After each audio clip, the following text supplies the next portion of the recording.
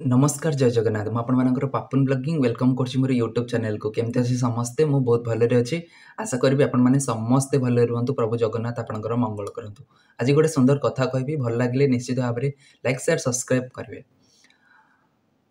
गोटे राज्य रे गोटे ऋषि थिले से सबुदिन तपस्या करंती एवं तांकर गोटे धर्मपत्नी थिले आ तांकर गोटे पिलाटिए थिला पुअटे थिला तो ऋषि प्रत्येक दिन तपस्या करंती ध्यान रुहंती तांको स्त्री हठात किसी गोटे रोग व्याधि रे पड़ी गले तो तांकर गोटे छोट पिलाटे थिला तो से ऋषि तांकर भी किसी कर्तव्य अच्छी तो से आसिले जेहेतु तांकर आ तपस्या से ध्यान करि पारलेनी तो से तांकर स्त्री रो सेवा शुश्रूषा लागिले हठात गोटे दिन तांको प्रबल जोरे भोक होला ऋषि तो रोषेईबास जानि नांती तांको स्त्री को रोषेईबास करथुले तांको स्त्री को भोक होला तो से कौन करिवे तो सी किछि बाट गले गोटे राजा पाखक गले तो सेठी से जाइकी राजा को किछि मागिले मोर स्त्री रो देह खराब आउ आपण किछि खाइबा पई दियंतु तो सेठी से राजा खाइबा को देलेनी तो सी जे पुणी रिटर्न कले सेठू आसिला बेलू तांको स्त्री आउ नाही तांको स्त्री मर जाइछि तो बहुत मन दुख होला तो तांकर छोट पिलाटी थिले से छोट पिला को धरिकी से छोट पिलाटे भी तपस्या करे तांको सब से ध्यान करे एवं ऋषि आउ तांको पो दुहे मिसिकी बण को जातु जंगल को जाती काठ संग्रह करिकी भिक्षावृत्ति करिकी तांको जीवन यापन करते किछि दिन एमते बितिला किछि दिन परे गोटे बणीटे तांको कुटीर माने शिविर जो तांको जोटी रोहुले से ऋषि सेठी आसिला डेली तांको बसे आ देखिकी जाए तो हठात गोटे दिन ऋषि से बणीटी को देखिले जे ताको पचारे जे तोर कौन दरकार तू कौन पाई प्रत्येक दिन आसचु आ किछि न कहिकी चली जाउछु तो से बणीटी कहिला कहिला मु एबे गर्भवती अछि मते किछि खाद्य दरकार मो पाई मो पिला पाई तो सेठू ऋषि कौन करेंगे ना डेली चाउल मुठाटे रखीदेवे तापाई जो भिक्षावृत्ति जो करके चाउल मुठाटे रखीदेवे तो से चाउल मुठाटे से चढ़े आसब कि खाइब आ कि थंडे संग्रह कर नहीं जाए ता स्वामी खाए आउ सी तो गर्भवती थाए तो एमती किसी दिन गला से बणीटीर स्वामी ताको पचारा जे तू कुआड़े जाऊँ मत कि खाଇବା मिलूनी तते खाଇବା मिलूचु आउ तू कौठू एते खाଇବା नहीं कि आसचु तो सेठू से बणीटी कहला कहला मु गोटे ऋषि पाखु जाऊँगी से ऋषि पाखु डेली खाଇବା संग्रह करके नहीं आसुची तो कहला आज मु जीवी तो ता स्वामी गला ऋषि सबुदिन भली से दिन भी मुठाटे चाउल रखी सेठू से चाउल आनिला गला गोटे दिन हठात बणीटी आ स्वामी मध्य किसी जुक्तितर्क है कहले कि तू केमती ऋषि को प्रसन्न कलु आउ सी ते सबुदिन खाଇବା दौरान कि मु तो सबुदिन आनी पारुनी ना जुआड़ भी जाऊँगी खाଇବା आनी पारुनी तो सेठू से कहला मु डेली जाए ऋषि को देखे आउ आसे तो ता स्वामी कहला तू गोटे काम कर आज परठारू तू मो छड़ा तू आउ केबे काहाको देखिबू नाही से कहला कि ठीक अच्छे मु आ परठारू आउ खाद्यवृत्ति करिया पई जिबिनी तमे जाओ खाଇବା नहीं कि आस आउ तो सी सबुदिन से बणी ता स्वामी गला से ऋषि पाखु से चाउल नहीं कि आसला खाइबा तो ता स्त्री पचारा कहला तुमको केते सब केमती मिल जाउची कहला कि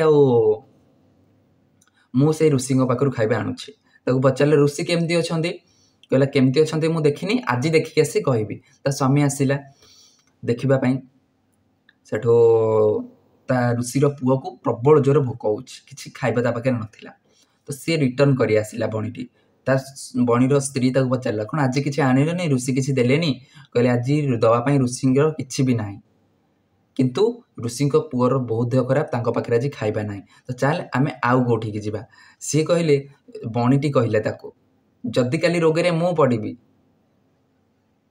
तुमको जदि किए खाइबा को नदेला तो तुम कौन कर तुम कौन मत मारदे पलैब सी कहला ना सेमती किसी ना तो हठात करी हूँ जोरे झड़ तोफान आसिला पवन आसिला बणरे निया लागला निया लागला परे सबु गछ बुर्छ जलीगला तापर झड़ तोफान ने नियाटी लिभिगला किंतु ऋषि जो रोते तो तांकर से यज्ञ करुले से यज्ञ कुंड में किसी निया बाकी रही जाइथिला ତ ଆଙ୍କୁ କିଛି ଖାଇବାକୁ ମିଳିଲାନି। ସେ ରାଜା କହିଲେ, ବଣିଟିର ସ୍ୱାମୀ ଦିନେ ରାଜଉଆସକୁ ଗଲା। ସେ ବଣିଟିକି ରାଜା କହିଲେ ତୁ ମୋ ପାଇଁ କ'ଣ କରିପାରିବୁ? ବଣିର ସ୍ୱାମୀ କହିଲା ମୁଁ ସବୁ କିଛି କରିପାରିବି। ସେ କହିଲା ତମେ ମୋ ପାଖେ ରହିବ। ତାର ରାଜାଙ୍କର ଛୋଟ ଛୋଟ ପିଲା ଥିଲେ, ତମେ ଆମ ପିଲାମାନଙ୍କ ସହ, ମୋ ପିଲାମାନେ ତମ ସହ ଖେଳିବେ, ତମେ ଏଠି ରହିବ। ସେ ସେଠି ରହିଲା। ତା ସ୍ତ୍ରୀ କଥା ସେ ପୁରା ଭୁଲିଗଲା। ସିଏ ଦେଖିଲା କହିଲା ମୋତେ ତ ଏଠି ବହୁତ ସାରା ଆନନ୍ଦ ମିଳୁଛି, ଖାଇବାକୁ ମିଳିଯାଉଛି, ତ ମୁଁ ଆଉ ବଣି ପାଖକୁ କାହିଁକି ଫେରିବି? ଆଉ ସେ ଫେରିଲାନି। ସେ ବଣି ସେତେବେଳକୁ ପିଲା ଜନ୍ମ କରିସାରିଥିଲା। ତାର ଛୋଟ ଛୋଟ ପିଲା ଥିଲେ ସେ ବଣିର। ତ ତାପରେ ସେ ବଣି ଗୋଟେ ଦିନ ଖାଦ୍ୟ ସଂଗ୍ରହ କରିବା ପାଇଁ ଆସିଲା, ତାଙ୍କ ପିଲାମାନଙ୍କୁ ଧରିକି ଆସିଲା ଋଷିଙ୍କ ପାଖକୁ। ଝଡ଼ ତୋଫାନରେ ଋଷିଙ୍କର ଶିବିର ଭାଙ୍ଗି ଯାଇଥାଏ। ଋଷି ଅସୁସ୍ଥ ପଡ଼ିଥାନ୍ତି ଆଉ ତାଙ୍କ ପିଲା ତାଙ୍କ ପାଖରେ ବସି କାନ୍ଦୁଥାଏ। ସେ ପିଲା ବି ଅସୁସ୍ଥ ଥିଲା, କିନ୍ତୁ ସେ ବସି କାନ୍ଦୁଥାଏ। ସେଠୁ ବଣି କହିଲା ଋଷି, ଆଉ ଆପଣ ତ ମୋତେ ସବୁବେଳେ ଖାଇବା ଦିଅନ୍ତି, ଆଉ ଆଜି ମୁଁ ବି ଖାଇବା ନେବା ପାଇଁ ଆସିଛି, କିନ୍ତୁ ଆପଣଙ୍କର ଏ ପରିସ୍ଥିତି ଦେଖିକି ମୁଁ ଆପଣଙ୍କର କ'ଣ ସାହାଯ୍ୟ କରିପାରିବି? ଆପଣଙ୍କର କ'ଣ ଦରକାର? ଋଷି କହିଲେ ମୁଁ ବହୁତ ଭୋକିଲା, ମୋ ପିଲା ବହୁତ ଭୋକିଲା, ତ ମୋତେ ତୁ ଖାଦ୍ୟ ସଂଗ୍ରହ କରିକି ଆଣିକି ଖାଇବା ପାଇଁ ଦେବୁ। ସେଠୁ ବଣିଟି ସବୁଆଡ଼େ ବୁଲି ଲାଷ୍ଟକୁ ରାଜଉଆସକୁ ଗଲା। ତା ସ୍ୱାମୀ ସେଠି ଦେଖିଲା, ଦେଖିକି ଖୁସି ହେଇଗଲା। କହିଲା ଜାଣିଛନ୍ତି ଋଷି ଏମିତି ଅସୁବିଧାରେ ପଡ଼ିଛନ୍ତି, ଆଉ ଆମେ ତାଙ୍କୁ କିଛି ଖାଇବା ଦେବା, ଆପଣ କିଛି ଖାଇବା ଦିଅନ୍ତୁ। ତ ବଣି ତା ସ୍ୱାମୀ କହିଲା କିଛି ଖାଇବା ଦିଅନ୍ତୁ, ସେ ଖାଇବା ନେଇକି ମୁଁ ଋଷିଙ୍କୁ ଦେବି। ତା ସ୍ୱାମୀ ମନା କଲା, କହିଲା ମୁଁ ରାଜାଙ୍କ ପାଖରେ ଅଛି, ମୁଁ ତୋତେ କିଛି ବି ଦେଇପାରିବି ନାହିଁ, ତୁ ଏଠୁ ପଳା।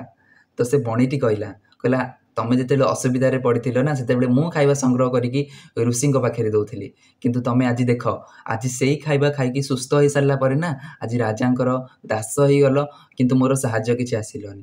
ସେ ତା ସ୍ୱାମୀ ତାକୁ କହିଲା ଠିକ୍ ଅଛି, ତୁ ଯଦି ଏତେ ଚିନ୍ତା, ତୁ ଯାଇକି ଖାଦ୍ୟ ଆଣିକି ଦେ ଋଷିଙ୍କଠୁ। ସେ ଦେଖିଲା, ସବୁଆଡ଼କୁ ବୁଲିକି ଦେଖିଲା, ଝଡ଼ ତୋଫାନରେ ସବୁ କିଛି ନଷ୍ଟଭଷ୍ଟ ହେଇଯାଇଛି, କେଉଁଠି ବି କିଛି ଖାଦ୍ୟ ମିଳିପାରିଲା ନାହିଁ। ହଠାତ୍ କିଛି ବାଟ ଗଲାବେଳକୁ ଗୋଟେ କୁମ୍ଭାର ମାଟି ପାତ୍ର ସବୁ ରଖିଛି। ସେଠୁ ପଚାରିଲା ଏଇ ମାଟି ପାତ୍ର ସବୁ କ'ଣ ହେବ? ଏବେ ତ ଖାଇବା କିଛି ମିଳୁନି, ତମେ ଏ ପାତ୍ର ସବୁ କାହିଁ ବନେଇଛ? ସେ କୁମ୍ଭାର ତାକୁ କହିଲା ଏଇ ପାତ୍ର ମୁଁ ଖାଇବା ପାଇଁ ବନେଇନି, ଏଇ ପାତ୍ର ମୁଁ ବନେଇଛି ଏଥିପାଇଁ, ଏ କଞ୍ଚା ଅଛି, ଆକୁ ମୋ କୁମ୍ଭାର ଶାଳରେ ପକେଇଦେଲେ ସେ ପୋଡ଼ି ହେଲେ ମୁଁ ତାକୁ ବିକ୍ରି କରିବି ନେଇକି। ତ ସେ ଯାଇକି କହିଲା କୁମ୍ଭାର ଶାଳ କ'ଣ? ସେ ଯାଇକି ଦେଖିଲା ବେଳକୁ ଗୋଟେ ଜାଗାରେ କିଛି ନିଆଁ ଥୋଇ ସେ ଠେକିକି ପୋଡ଼ୁଛି। ତ ସେଠୁ କିଛି ବାଟ ଉଡ଼ିକି ଆସିଲା ପରେ ସେ ଦେଖିଲା ଖଣ୍ଡେ ଅଙ୍ଗାର ଖଣ୍ଡେ ଛିଟିକିକି ପଡ଼ିଥିଲା। ତ ସେ କ'ଣ କଲା, ସେ ଅଙ୍ଗାର ଖଣ୍ଡକ ଧରିକି ଗଲା ଋଷିଙ୍କ ପାଖକୁ। ସେ ଋଷିଙ୍କର ଯେଉଁ ଯଜ୍ଞକୁଣ୍ଡ ଥିଲା, ସେ ଯଜ୍ଞକୁଣ୍ଡରେ ସେ ଅଙ୍ଗାରଟାକୁ ପକେଇଦେଲା। ଋଷି କହିଲେ ଖାଦ୍ୟ ନେଇକି ଆସିଛୁ? ସେ କହିଲା ନାଇଁ, ହଁ ଆଜ୍ଞା ମୁଁ ଖାଦ୍ୟ ନେଇକି ଆସିଛି। ସେ କହିଲେ ହଉ ଠିକ୍ ଅଛି, ମୋତେ ଦେ। ତ ଋଷି ଦେଖିଲେ, କହିଲେ ତୋ ପାଖେ ତ କିଛି ବି ଖାଦ୍ୟ ନାହିଁ, ତୁ ମୋତେ କେମିତି ଦେବୁ ଖାଦ୍ୟ ଦେବା ପାଇଁ? ତୁ ତ ଶପଥ କରିକି ଶପଥ ଭାଙ୍ଗିଦେଲୁ। ସେ କହିଲା ନାହିଁ ଗୁରୁଦେବ, ନାହିଁ ଋଷିବର, ମୁଁ କିଛି ବି ଭଙ୍ଗ କରିନାହିଁ। ତ ସେ କ'ଣ କଲା ନା, ସେ ଯେଉଁ ନିଆଁଟା ପକେଇଦେଲା ସେ ଯଜ୍ଞକୁଣ୍ଡ ଭିତରେ, ସେ ନିଆଁଟା ଜଳିଲା। ସେ କହିଲେ ଦେଖନ୍ତୁ, ମୁଁ ଖାଦ୍ୟ ଆପଣଙ୍କ ପାଇଁ ନେଇ ଆସିଛି, ଏବେ ନିଆଁ ଜଳିଲାନି, ଆପଣଙ୍କ ପାଇଁ ଖାଦ୍ୟ ପ୍ରସ୍ତୁତ ହେଇପାରିବ। ତ ସେ ବଣି ଆଉ ତାର ପିଲାମାନେ ମିଶିକି ସେ ନିଆଁ ଭିତରେ ପ୍ରବେଶ କଲେ ଆଉ ପୋଡ଼ି ହେଇଗଲେ। ଆଉ ସେଠି ସେ କହିଲେ ମୁଁ ଖାଦ୍ୟ ଦେଇପାରିଲିନି, ଆଜି ମୋର ମାଂସରେ ଆପଣଙ୍କର ପେଟ ପୂରିବ। ଦେଖନ୍ତୁ ସେ ଚଢ଼େଇଟିର କେତେ ଉଦାରତା, କେତେ ହୃଦୟ ତାର ନିର୍ମଳ। ତ ସିଏ ଅନ୍ୟର ଭୋଜନ ଦୂର କରିବା ପାଇଁ ନିଜେ ଋଷିଙ୍କର ଭୋଜନ ବନିଗଲା। ତ କିଛି ଦିନ ପରେ ସେ ବଣିର ସ୍ୱାମୀ ଆସିଲା, ଦେଖିଲା ନଷ୍ଟଭଷ୍ଟ ସବୁ ହେଇଯାଇଛି। ଋଷିକି ପଚାରିଲା ମୋ ସ୍ତ୍ରୀ ଆଉ ପିଲା କୁଆଡ଼େ ଗଲେ? ସେ କହିଲେ ତମ ସ୍ତ୍ରୀ ଆଉ ପିଲା ସ୍ୱର୍ଗ ପଳେଇଛନ୍ତି। ସେ କହିଲେ କେମିତି ପଳେଇଲେ ସ୍ୱର୍ଗ? ସେ କହିଲେ ତାଙ୍କର ଉଦାରତା, ତାଙ୍କର ଭଲ ପାଇବା, ସ୍ନେହ ମମତା ଯୋଗୁଁ ମୁଁ ଆଉ ଆଜି ମୋର ପିଲା ସୁସ୍ଥ ଅଛୁ। ଆଉ ଆପଣ ବ୍ୟସ୍ତ ହୁଅନ୍ତୁନି, ଆପଣଙ୍କୁ ବି ମୁଁ ସାରା ଜୀବନ ସୁସ୍ଥ ରଖିବି। ତ ଦେଖନ୍ତୁ, ଗୋଟେ ହେଉଛି ସ୍ନେହ ମମତା ଆଉ ଭଲ ପାଇବା, ଏଥିରେ ନା ସବୁକିଛି କରିହୁଏ। ଭଲ ପାଇବା ବେଶୀ ସେଇଠି ଆସେ ଯେଉଁଠି ବେଶୀ ତ୍ୟାଗ ଥାଏ। ତ ସେ ଯଦି ଚଢ଼େଇଟି ଆଜି ତ୍ୟାଗ ନ କରିଥାନ୍ତା, ନା ତାର ଋଷିର ପିଲା ବଞ୍ଚି ପାରିଥାନ୍ତେ, ନା ଋଷି ଯଦି ତ୍ୟାଗ ନ କରିଥାନ୍ତେ, ଚଢ଼େଇ ଆଉ ତା ପିଲା ବଞ୍ଚିଥାନ୍ତେ। ତ ସମସ୍ତଙ୍କୁ ଆମକୁ ଦୁନିଆରେ ଠିକ୍ ଭାବରେ ରହିବା ପାଇଁ ହେଲେ ନା ତ୍ୟାଗ ତ ନିଶ୍ଚୟ କରିବା ପାଇଁ। ଆମର ଅପର ପାର୍ଶ୍ୱରେ ଯାହା ପାଇଁ ଆମେ ଯଦି ଅନ୍ୟ ପାଇଁ ତ୍ୟାଗ କରିବା ନା, ସେ ଅନ୍ୟ ଜଣକ ଆମ ପାଇଁ ବି ତ୍ୟାଗ କରିବ। ତ ଏଇ ଚଢ଼େଇର କଥା ଆପଣମାନଙ୍କୁ କେମିତି ଭଲ ଲାଗିଲା? ଆ ଫଳରେ ମୁଁ ଆପଣମାନଙ୍କୁ ଏତିକି ଶିକ୍ଷା ଦେଲି ଯେ ତ୍ୟାଗ ସବୁବେଳେ କରନ୍ତୁ। ତ୍ୟାଗରେ ଯେଉଁ ଆନନ୍ଦ ଥାଏ ନା, ପାଇବାରେ ସେ ଆନନ୍ଦ ନଥାଏ।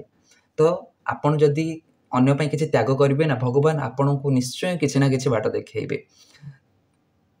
ତ ସମସ୍ତେ ସବୁ ଜାଗାରେ ସବୁ ଜିନିଷ ବି ତ୍ୟାଗ କରିବା କିଛି ଦରକାର ନାହିଁ। ତ ବହୁ ଜାଗାରେ ନିଜର ଚଢ଼େଇଟି କ'ଣ କଲା, ସବୁଆଡ଼େ ବୁଲିଲେ ତାକୁ କିଛି ବି ମିଳିଲାନି। ଶେଷରେ କ'ଣ କଲା, ନିଜର ବିବେକ ନିଜର ବୁଦ୍ଧି ଖଟେଇକି ସେ ଋଷିଙ୍କୁ ଖାଇବା ପାଇଁ ଦେଲା। ତ ଠିକ୍ ସେମିତି ଭାବରେ ଆପଣମାନେ ଉଚିତ ସମୟରେ ଉଚିତ ବୁଦ୍ଧିକୁ ବିଚାର କରି ପ୍ରୟୋଗ କରିକି ସେଇଭଳି ଭାବରେ କାର୍ଯ୍ୟରତ ହୁଅନ୍ତୁ। ଦେଖିବେ ଜୀବନରେ ନିଶ୍ଚୟ ଆପଣ ସକ୍ସେସ୍ ପାଇବେ। ବାସ୍ ଏତିକି ହିଁ ମୁଁ ଆପଣମାନଙ୍କର ମୋର କହିବାର ଥିଲା। ରହିଲି, ନମସ୍କାର, ଜୟ ଜଗନ୍ନାଥ।